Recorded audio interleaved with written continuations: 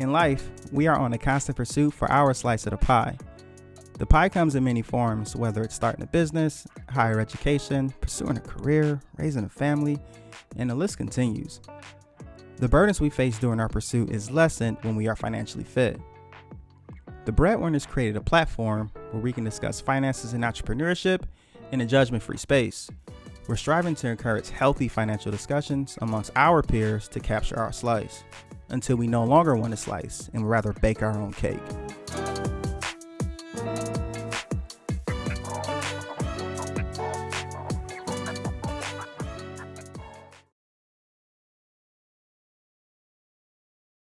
So growing up, we had this idiom, slice of the pie or slice of pie, and that came from the Jeffersons. Yeah. It was kind of before our time, but everybody knew who George was.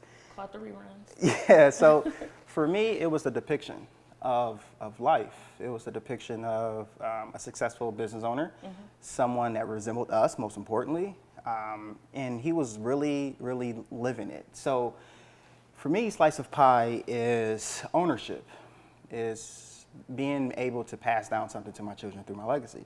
But when you think of slice of pie or slice of the pie, what does that mean to you? I guess the slice of pie for me is leaving a legacy of perseverance. So that's my slice of pie. And for me, that's in Cleveland Heights. So I'm trying to help make Cleveland Heights a better place for Black youth. And I think if I could do that, my slice of pie would be full. Absolutely. I love that. So tell us about you, your business. My name is Dr. Carmen Daniel. I run Dare to Dream College and Career Consulting, which focuses on helping underserved and underrepresented youth plan for their life. So we start with the philosophy of understanding your why. So when you build from the inside out, getting to that slice of pie is a little bit easier. Okay, and building from the inside out, that means like self-worth first. Yes, self-worth. So everything on the inside is what's important, on the outside is not so much. Yes, yeah, because like me and a lot of other people from, I guess, my generation, we were just told to go to college. Nobody told us why. Nobody even asked us why we wanted to go. It was just like, you gotta go. But why? And I think that's where I start with my students. That is so refreshing to me, because I never thought about it from that perspective. And to think about it, the big answer is why. But the big question is why, because it is generational. Yes. For us, talking back to our parents was like you want to get slapped across the room, right. So you better chill out, But asking those questions is extremely important, because you self-identify during that process. Yes. But if you don't ask those questions, then it really doesn't make sense. So how did this become your passion? You know what? It's funny.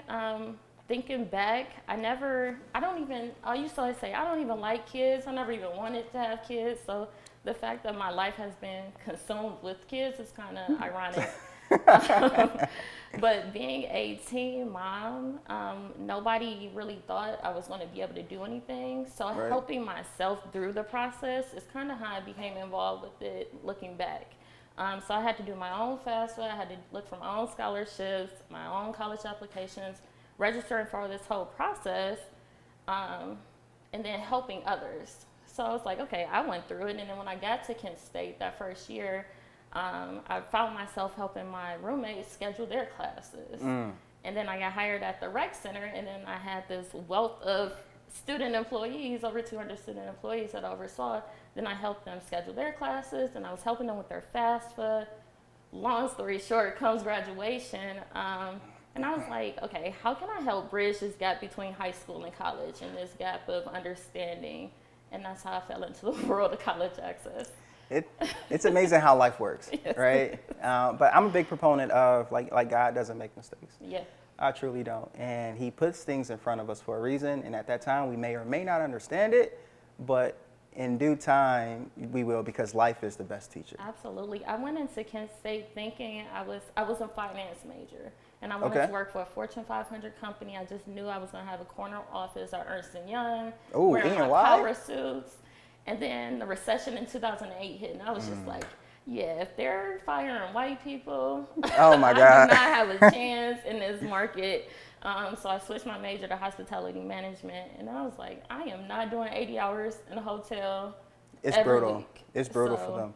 it is. God works in mysterious ways, but I wanted to go into finance to help people, and I help students now with financial planning for college. So it all kind of lined up. That is really big, financial planning for college, because it's I'll say student loan debt did hit in the $1 trillion mark some years ago. Yeah. And I don't know exactly where it falls, but I know it's up there with housing.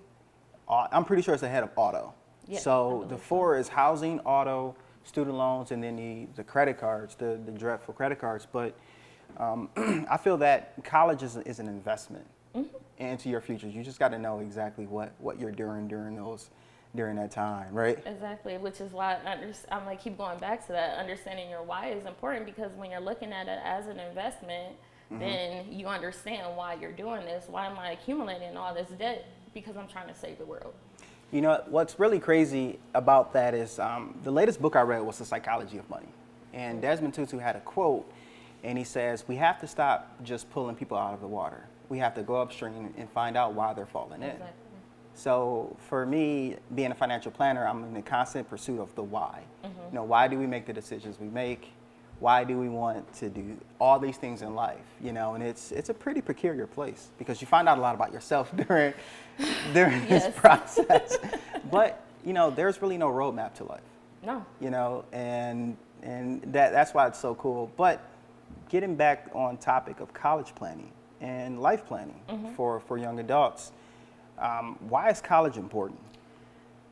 You know what? This is going to sound weird coming from me. Say I it. don't think college is important. I think understanding what your post-secondary plans are is important. Because okay.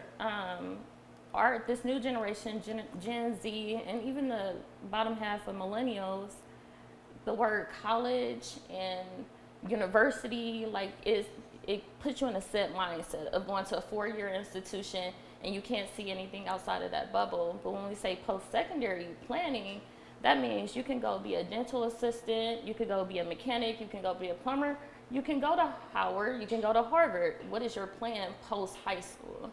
And how does that connect to the life you want to live after? That is so important, because I am a big fan of higher education, but my definition of higher education is not the traditional one. It's all right. Post college, post high school, either you're going to college or you're going to trade school. You're going to do something. Right. Like my dad was the big man. He was big on this. He said either you're going to college, you're going to trade school, or the army. My dad was a big army guy, so all of us was like, army, nope. But when you think about it, it's so important. So post-secondary but why is that important?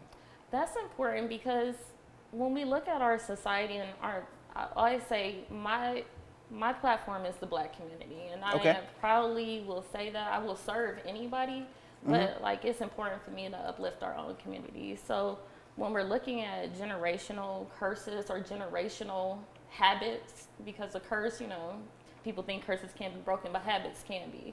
So when we're thinking about generational habits, it's important to show our students that they can be whatever. That's a habit your mom had, that's a habit your dad had. That does not have to be your path.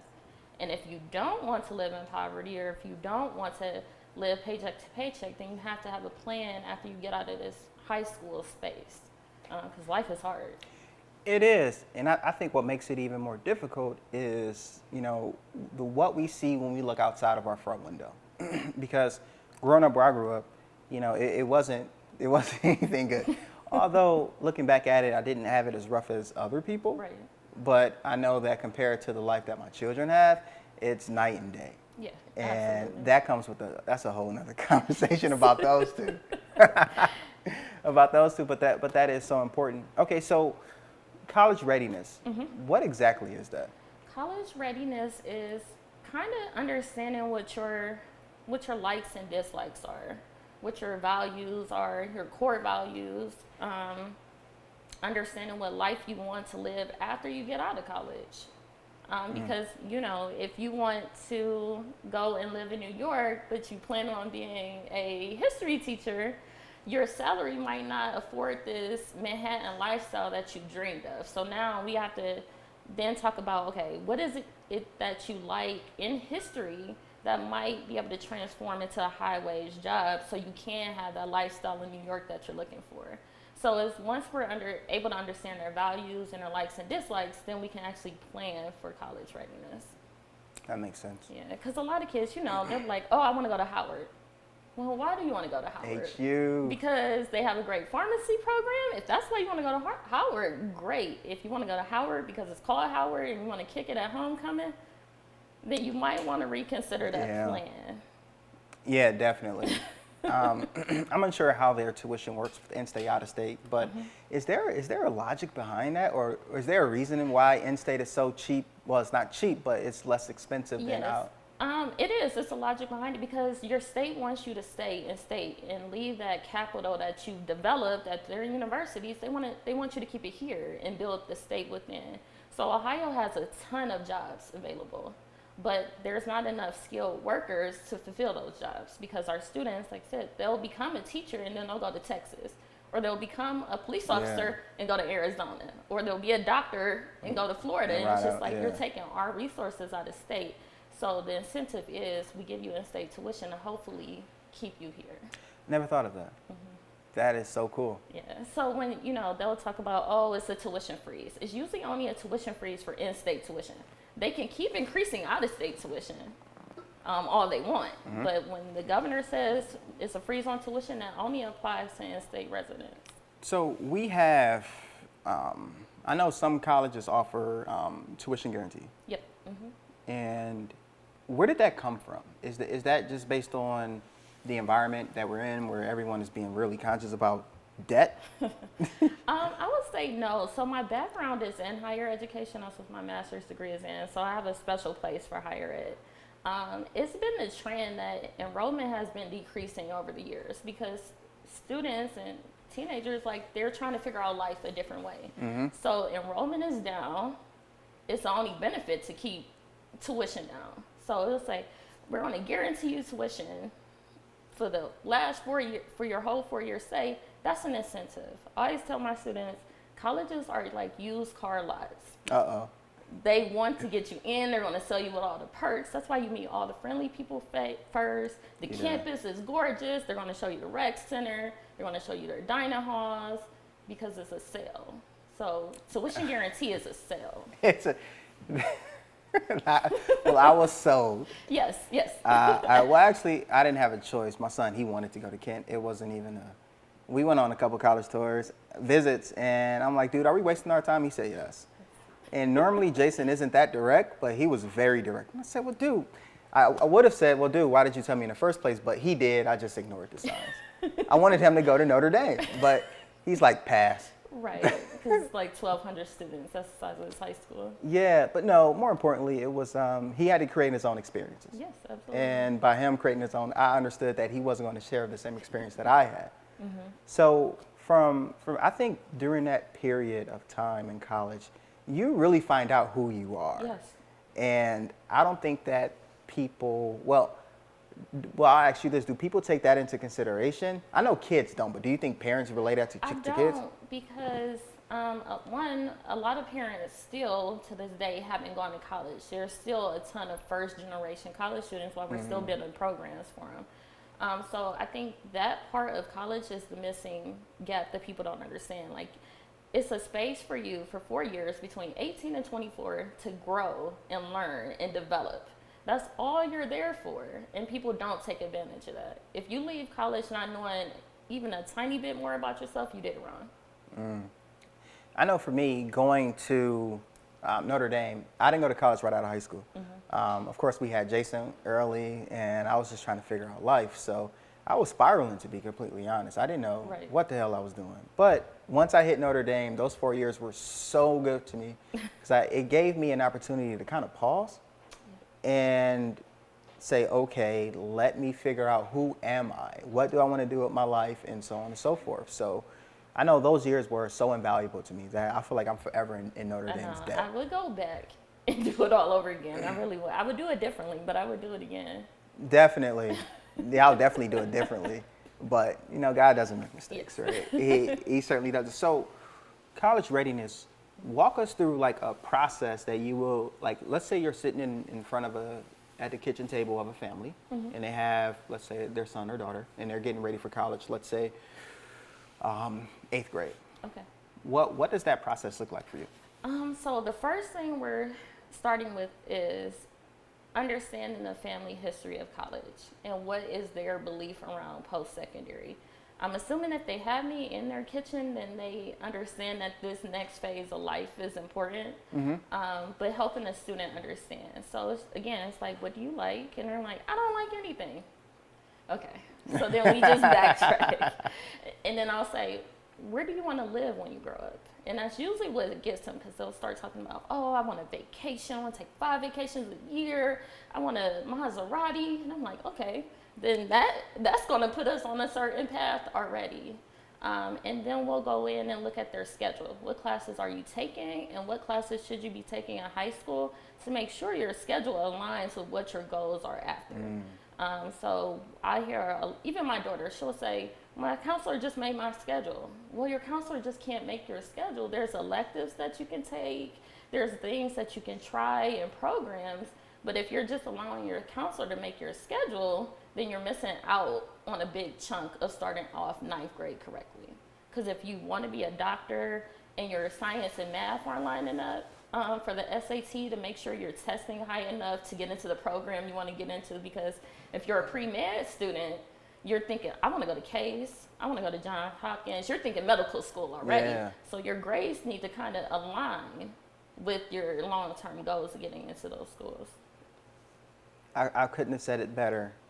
SAT, SAT, SAT, ACT. Yes. Sorry.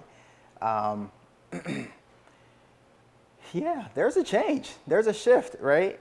And what's your feelings on that standardized test in general, and then where a lot of colleges are going with it? Yes, it's funny when you talk about like full circles. I realized preparing for this interview, my first college essay I ever wrote was on the No Child Left Behind Act.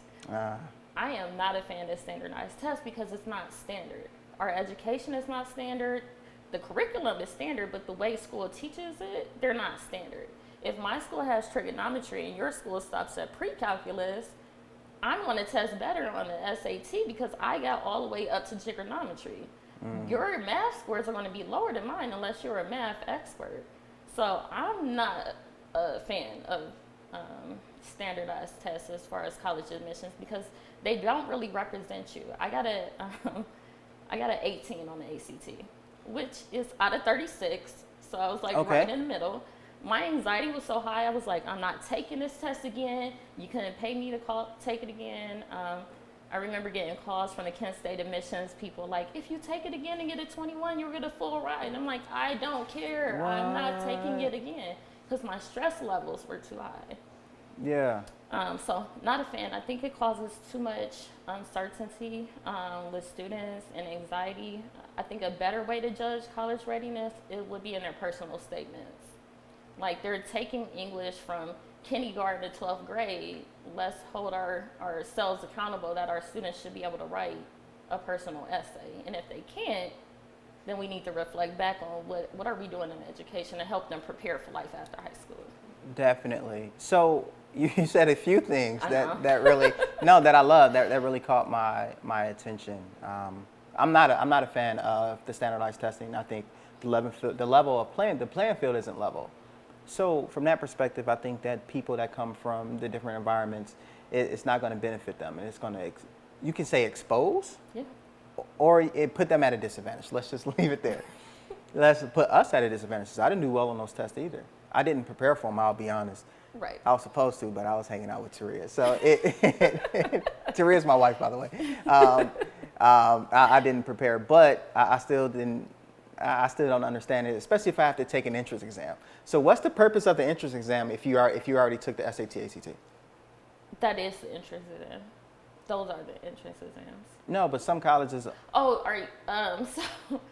So you got the ACT, SAT to get in, and then they'll also test you to see what placement for English and math. So many students score low on English and math or the ACT. That's why they then have to again take those tests so they can get in the appropriate classes, which are usually fundamental, which means you're paying for a class and not getting credit for it. So which also sets our students up for a disadvantage. Like for me, coming out of high school, I was in pre-calculus. I'm like, oh, I can do math. I sat down and took that test at Kent State. They started me at level 0. So I had to go from 0 all the way up. Oh, so you took the prereqs, yeah. A lot of paid classes for really no benefit besides me learning math skills that I now don't need. That's insane. So that's the frustration with college people have, because it's like, I'm taking all these classes for what? And then you're not, if you don't understand your why, you're never going to understand why you're taking all these classes. Because for you to be liberal, like we have to be liberal, yes. right? I mean, we have to be liberal. I mean, that's what they say. Yeah, it's tough. But you know what? I found a lot of good things out of some of the courses. I can't lie. Like philosophy was like one of my favorites. And what was weird was I struggled in corporate finance. Now look, I'm a financial planner. Look at that.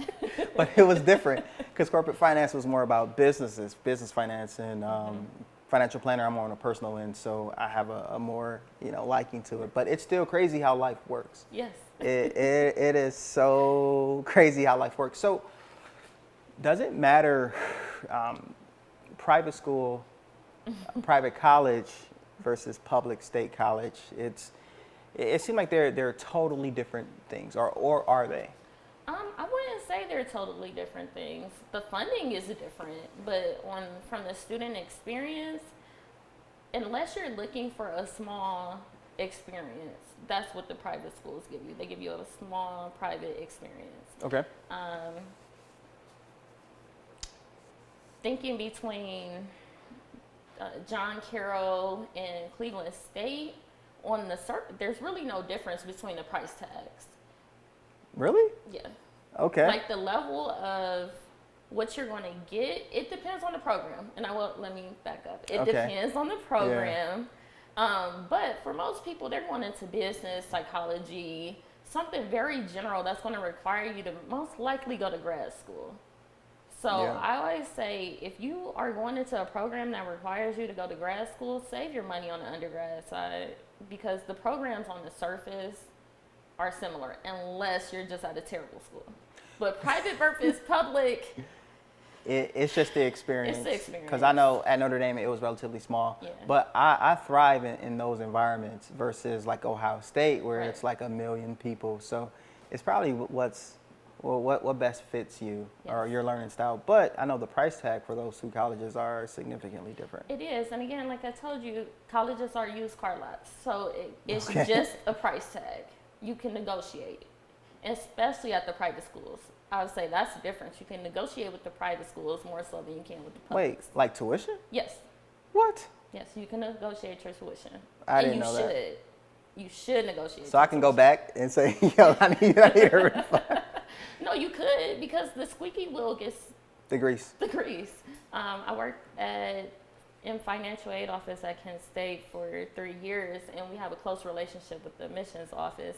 So you'll see the parents that are there every day. Like, my kid just got this letter from Akron and this offer from Bowling Green, and I'm like, we can't do anything because admissions makes all the initial scholarship awards, which most people don't know.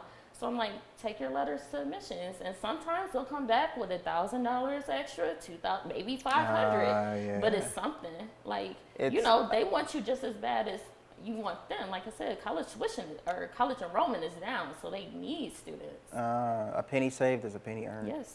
Or is it a penny earned is a penny saved? No, it's a penny saved, because you saved the penny, that means you earned the penny. Yes. Makes perfect sense. So what's your recommendation or thoughts on post-undergraduate studies, like MBA, and at what point in life do you go right out of college, or do you go when you feel ready? I say I love education. I have 3 degrees and I want another one. I like getting stuff. Like kids. It's like a collector's item for me now. Yeah. So I would say my master's degree, I did it right out of college. And I would say if you're going for master's, get it right out the way because you're still in the mindset of learning. For my doctoral program, I took 3 years off in between because really you need that professional experience before you go get a professional degree. It only helps you in that area. But of course, if you're going to be a lawyer, you kind of go straight through. I would just go straight through. Yeah, you have to. Yeah, so that would be my goal. Just keep going because if you take a break and then you start earning, life happens. You know. I went straight through and got my master's, and I'm happy that I did. And one thing that I do strongly suggest for everyone is after you graduate, if you have a job, look for tuition reimbursement. Yes. Because that, right now, you may think, oh, it's just numbers, right? But when you get older and it's time for you to pay them back. It's real life. What? It is real life. Those loans are crazy. So I'll give advice on assistantships. If you're a senior in college and you know you're graduating in May, you need to start looking at your campus now to see who has assistantships available. And what is that? The university pays you to go to school. So I had my assistantship with the recreation center. Okay. So I was already working there. They were already my staff, but then the rec center, they increased my salary and then they paid my tuition to learn all my higher ed stuff and then to come back and implement it with the rec center staff. Yeah, So I didn't have to move. I didn't have to do anything. But this is available at all institutions, assistantships. You kind of just have to go out and look for them. Now we're talking private, public, it doesn't matter? Mm-hmm. Man, that's interesting. Yeah, That certainly is. Okay, so let's say we have our child and they're ready for college. We picked out schools. All right, next step is, how are we going to pay for it? Yes. Which is very important, right?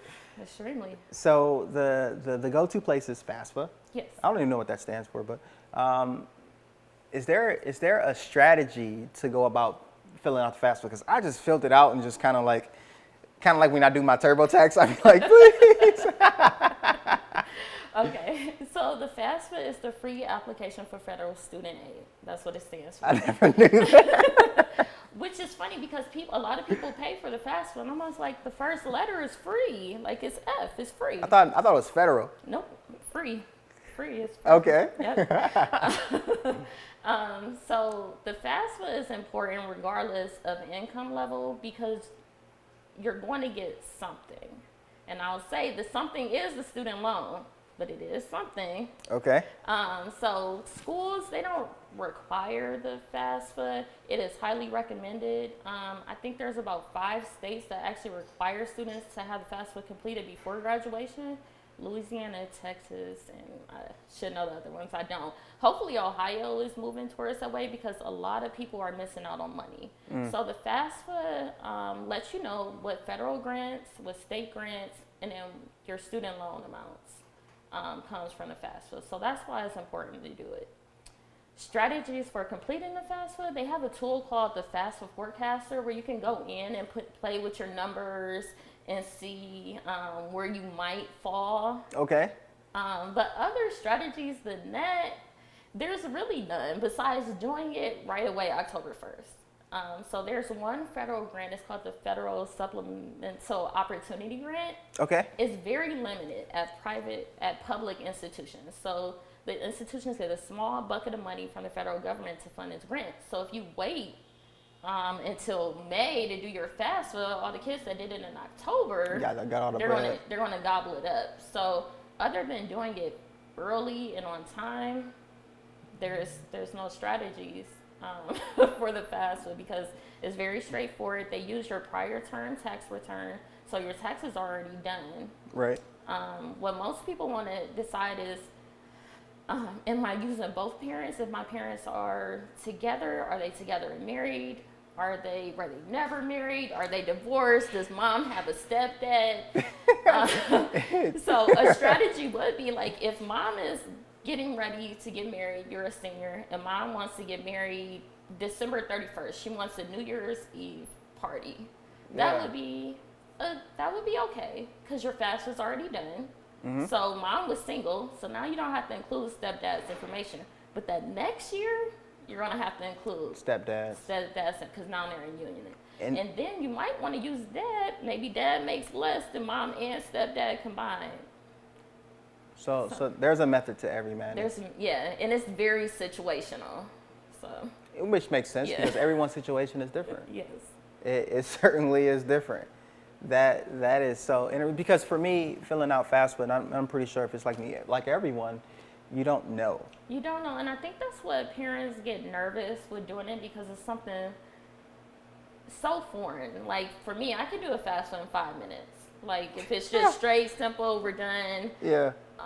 But for parents, it's intimidating because you're like, I don't want to mess anything up. I don't want to lie to the government, and that's people's biggest issues because we're asking you for your tax returns. So a lot of people, they don't like to play with the IRS. But really, it's already reported information. So the Department of Education is not the IRS. It's not a big, bad department. It's just the Department of Education. So I think once I explain that to people or parents, they're kind of more calm with doing a FAFSA. And it's just like, I really just need somebody to sit here and do it with me. And I'm like, oh, this was simple. Or it really gets complicated when you have investments. If you don't have any investments and you only have retirement, the FAFSA is pretty simple. It stays away from it. But I know, like with like the 529s and then the UG, the Uniform Gift Transfer Account, and the UTMAs and all that. That's when things get a little. That's when things get dicey. Yeah, it does. But of course, we don't want to spend the money that we worked hard for in college. But college isn't free. No. So you have to figure all that stuff out. I know with the 529, I think it's about $4,000 a year you can write off as a deductible if you're paying that much. But in general, in America, most people don't put enough in their 529 for the kid to go to college. So the emotion that's connected to it is like, it's not going to be enough anyway, so I'm just going to forget it. Right. And which, every $10 here, $50 there, it adds up so much. It certainly does. So I'll present this question to you in regards to what you do. Mm-hmm. Why do you feel that they need to call you? I feel like families need to call me because we're going to take a deep dive into what college really looks like for them and their family. So not just the student, but the family as well, because some students are breadwinners for their families. So when you're talking about taking a breadwinner out the house, then you need to have a conversation with the whole family. I wholeheartedly agree because everyone's situation is different. I know growing up there were times where we had to financially contribute to our home. So you're taking that out of the equation. But, with a lot of people, we only see the world through our own lenses. We do. Right? Yes. So, and we don't see how life is for others. And empathy is a really big, it's a lost sport, empathy. So let's talk about potential, like threats. I want to get your opinion on this statement. I don't know if it's just social media, but I know there's a lot that flies around with people saying, you don't have to go to college, or you don't need to go to college, or you don't need to go to college to start a business. And let's start there. Okay. Let's hone in on this. So do you feel that, one, do you need to have a college degree to run a business, or should you have a college degree to run a business? Okay. I am a new business owner. Right. Do I know? My degree helped me because I'm doing something education related. So if I was out here college planning, talking to you about college planning, and I never went to college, that would kind of be, like, who are you to tell me to go anywhere or not go? But my sister has a business. She didn't go to college, but what she did do was continue to learn. And you have to continue to learn because I guarantee if you're 18 and you're starting a business, or you're 30 and started a business and you don't know about accounting and branding and taxes and networking, marketing, then you're not going to be successful. Do you need to go to college to learn all of those? No, because we have the Urban League in our backyard. We have a ton of women in business initiatives. You have the internet. So YouTube. So my spiel to anybody, whether you want to go to college or not, is learning doesn't stop after high school. And if you fail to stop learning, your business is going to fail. So that would be my take on it, because I don't know why I always argue with people. You know, every day I pick a post and I be petty, and it's just who I am. So for me, college, I think that college provides experiences that you can learn, and you can learn out in the real world, but it's going to be a lot harder. Yes. Because like you mentioned, when you're running a business, to go from an idea to a plan to execution, that's 3 different people. Yes.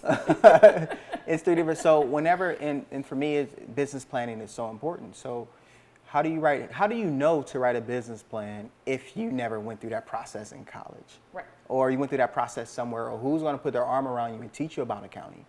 And not to use your personal finance and your business finance the same, because you got to treat them separately.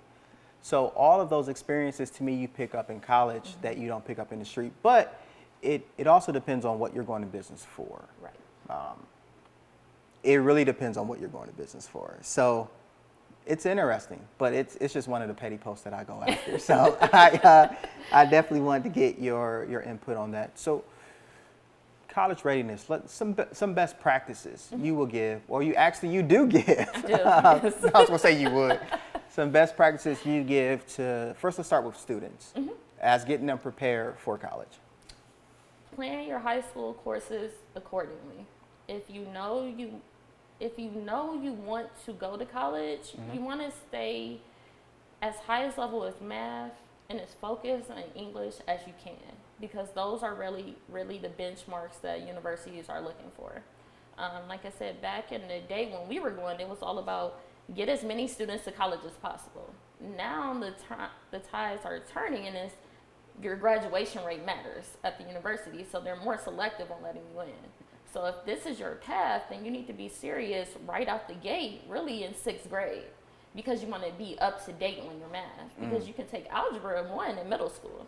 So if you did Algebra 1 in 8th grade, then you're going into high school taking geometry, which means you're able to build on math easier. That makes sense. It also helps, we will talk about College Credit Plus classes, because College Credit Plus is a national program for 7th to 12th graders to take free community college classes while they're in school. So those are free college credits you're getting as early as 7th grade. Right? Wow. So wow. You have a platform to be able to have at least 60 credits. Some kids actually leave with an associate's degree. But those are for really targeted students, because you don't want 60 credits of emptiness either, because then that doesn't look good. And it's like, yeah. Now you still got to do 4 years because you weren't strategic in the classes you were taking. Oh my God. So I would start with the students their schedule, because their schedule sets them up. And then flip it for the parents. What is a good practice for a parent to start preparing their child for college? The first thing parents need to do is have an honest conversation about finances. Are you paying for your student to go out of state? Can they only stay in state? Do they have to start at a community college? Those are conversations that should not wait until 12th grade, because then everybody's frustrated. It's just like, Mom, I thought I would be able to go to University of Hawaii, but you can only afford Tri-C. Now, mom is mad, student is mad, senior year, nobody's happy. Nobody's happy. So, would you agree with the statement that freshman year is the hardest year for first generation students? Of college? Yes, of college. No, I won't say freshman year is the hardest year for first gen. I would say going into second year is. Okay. Because first year, you're excited. You got your dorm, you're meeting all new people. But that summer when you go home and you see people that maybe didn't go or went to a different college and had a different experience, you might not want to go back. And that's that keeping them that second year is the key. So first year you got them, is that will they come back that second year? And that's hard. That makes sense. That makes sense. My second year was my hardest year. It was because of outside influences, though. Always, yeah. It wasn't because of what's going on. It was outside influences, so I had to make that shift. Yes. I had to make that shift. But by Notre Dame being like this really close-knit, they kind of reel you back in and say, all right, let's refocus, or let's figure out what the hell's going on. And that's not an issue with a bigger 4-year university, but you have to be more intentional. And if you're an introvert kid like me, I was an introvert, but I found people that had qualities of teachers and administrators from high school that I stuck onto, and that helped pull me through because I'm like, okay, well, I got somebody that loves me down here. Yeah. And that helps. But that first year, well, going into that second year, that's the hardest because, like I said, when I came home in May, I was like, oh my God, why am I back here? I don't want to be here. I understand that. As far as assessments go, so walk us through your assessment from, okay, do you talk college readiness first and then you transition into, okay, here's, or better yet, what's a package looks like for you with a potential client? So a potential client I would love to start in 8th grade. That would be my key grade because that, like I said, that 8th grade to 9th grade transition is very tricky. And if, like I said, your schedule is very important. So we're going to look at schedule planning, and then we'll look at where they want to, what their long-term goals are. And that's kind of hard for preteens and teenagers to think about long-term goals, but we have to push them because we have to get them to see the bigger picture and understand that why. Because, algebra 2, chemistry, you're like, why am I doing this? None of this makes sense. Yeah. But had you known that your artistic skills really is like architecture, then paying attention to algebra might actually help you along the way and understand why this math is important. Oh, it is. So just really helping them understand that initial, how their classes connect to their long-term goals and how their long-term goals could connect to their life after all of this, after 24. What does your life look like after 24? Yeah, that's pretty big. I know at 18. Which is hard, but at 18, I wasn't thinking about after 24. I wasn't thinking about anything. But you have to, because you do. Not to be funny and not to dismiss Amazon, but a lot of our kids are like, I'll just go work at Amazon. It's $15 an hour, but is $15 an hour really going to get you the life that you want to live? No. And your parents kick you out because you're at Amazon, and they had, again, expectations of you going on. So if those conversations aren't had early on, then it leads to missed opportunities. Yeah, I know that 18 mark is, I don't know why it was so critical. I don't know if it's the same way now, but I know in our generation it was so critical. Once you turn 18, it's like you're grown. Right. And you're like a child. Right. You don't know ish. So that doesn't make sense at all. It doesn't, and I don't think COVID helped our kids, and particularly any, because when you've been at home by yourself for the last 2 years, being 18, you're at 14, you probably think you're 18 because you're like, my mom's been at work, I haven't had to go to school, I have to get myself up. It's kind of like living a college life during COVID, and that's why I was trying to get my students to understand, like, the flexibility that y'all had, that's what college looks like. Yeah. College doesn't look like high school. COVID school, that's similar to what your college, you get up, you do your work, and it's on you to turn in your stuff. So all of my advising starts with understanding the expectations of what these pathways really look like.